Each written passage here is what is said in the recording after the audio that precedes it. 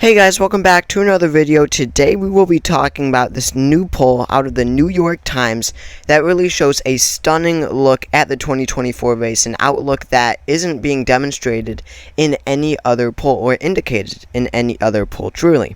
So in this really stunning New York Times poll, they polled 4 Sunbelt states, and they put it that Kamala Harris is putting these 4 states back in play. They were looking very negative for Joe Biden. He looked like he had a very little chance of winning really any of them. But Kamala Harris has been able to flip this race around, and now she is extremely competitive. Even a lot more competitive than at the beginning of her presidential campaign. So let's take a look at these results. In the state of Arizona, Kamala Harris is ahead by 5%, which is just insane. Arizona voted for Joe Biden by 3%. That would be a huge trend towards the left. And by the way, she's only ahead by 0.2% in the average of polls. So 5%, that's a lot different from where she is in other polls. Now, in North Carolina, this is the big one. This is yet another poll that shows Kamala Harris ahead in the state of North Carolina. That would be a flip. North Carolina in 2020 voted for Donald Trump by 1.3%.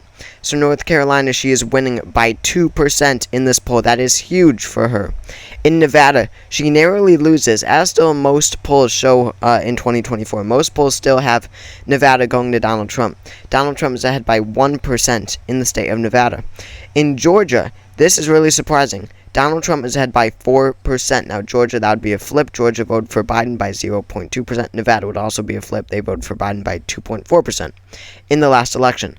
So, this is a shocking poll because you've got North Carolina flipping blue while Georgia flipping red. And as we know, of course, from the 2020 results, Georgia is slightly more Democratic than the state of North Carolina is. So, these are where the margin of error comes in. They're not going to be 100% accurate, these polls, and I highly doubt Georgia votes to the right of North Carolina. They vote more Republican than North Carolina. That just isn't going to happen.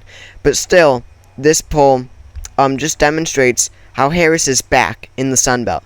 Or I will get to that in a second, but even before that, just take a look at this. This is from the Biden versus Trump polls from April 28th to May 9th. To May 9th. So that was, that was a little before the presidential debate. And then compared to the Harris versus Trump polls, which have just been conducted and were just released. So in the head-to-head, Arizona has now shifted 11 points towards the Democrats. Georgia shifted 5 points towards the Democrats. Nevada shifted 12 points towards the Democrats. Just stunning results here. I mean, Kamala Harris has been able to really just turn this race around, even without the DNC without the DNC happening yet, without the presidential debates, which likely benefits Harris, happening yet. Kamala Harris still has been able to just really surge in the polls like really we haven't seen ever before. Now, we've got these 4 Sunbelt polls, which we were waiting on because the New York Times also conducted polls in the 3 Rust Belt states, or the Blue Wall states in the Rust Belt, I should say, Michigan, Pennsylvania, and Wisconsin.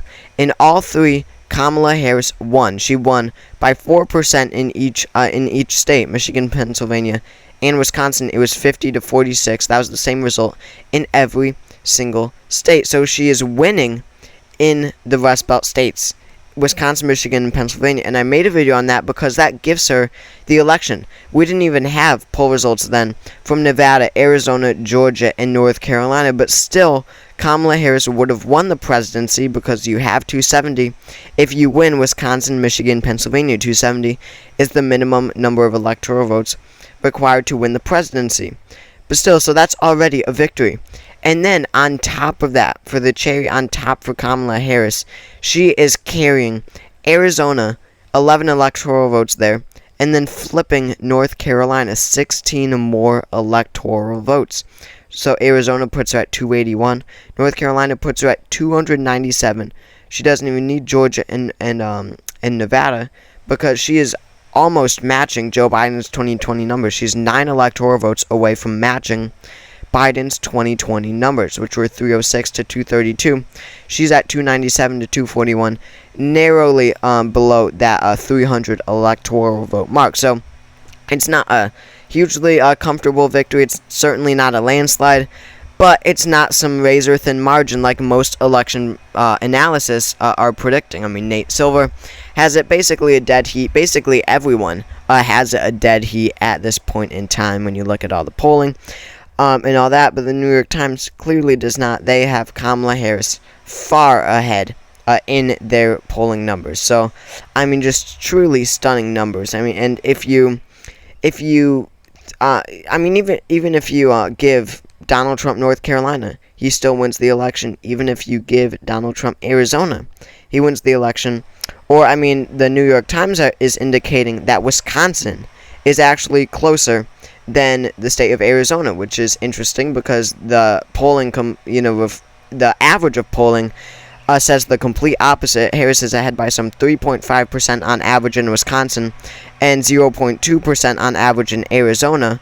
But when you look at these New York Times polls, she's ahead by 4 in Wisconsin. She's ahead by 5 in Arizona. So, we could even see Trump take Wisconsin and Harris keep Arizona, and Trump take North Carolina and Georgia and Nevada, and Kamala Harris still wins the election.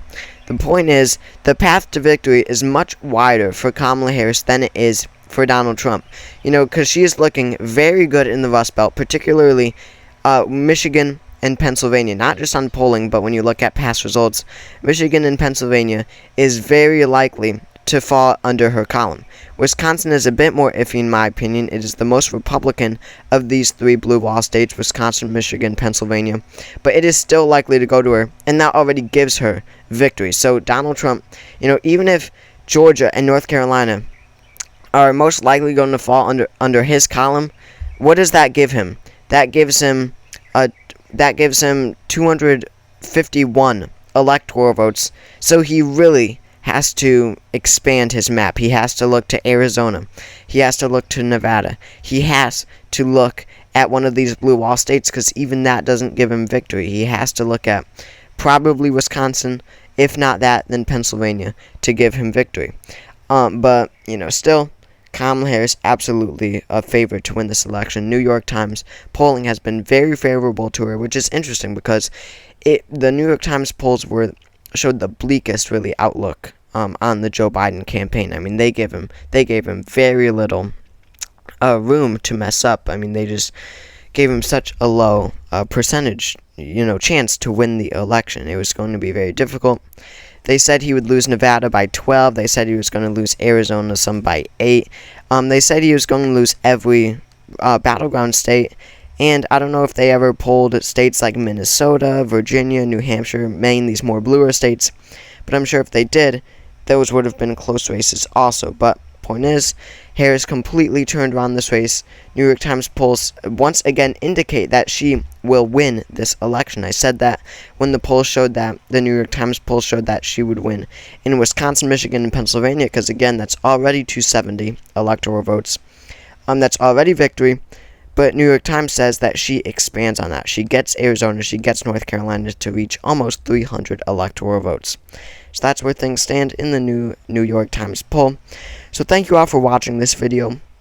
If you enjoyed, make sure to subscribe down below. We're trying to get to 10,000 subscribers before Election Day 2024. So again, thank you for watching, and I will see you all next time.